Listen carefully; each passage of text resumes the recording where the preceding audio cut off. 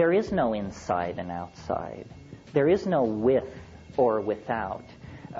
You just use what you've got. Whatever works should be used. I spent time in India and visited all these people and so forth and so on, and I just became convinced that unless you were predisposed to believe in this stuff, that it would never carry you where you wanted it to. And one thing about psychedelics, you don't have to be predisposed. It doesn't work for those who believe it works.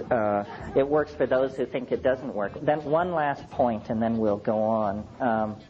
There's a story, maybe some of you know this story, of a man who lived by the side of a river, and he wanted to cross the river. So he practiced a siddhi of levitation so that he could walk across the water. And it took him 40 years to perfect this siddhi, and finally he could cross the river. And Buddha was preaching in the neighborhood, and the guy came to him and he said, Master, look what I've achieved.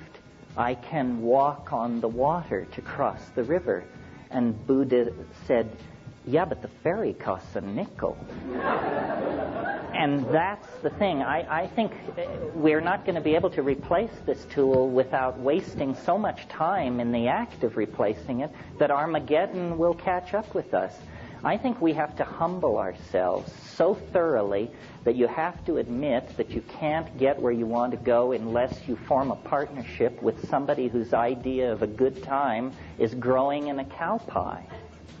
And if you're willing to partner up with this humble member of the ecosystem, then you and it can fly to glory.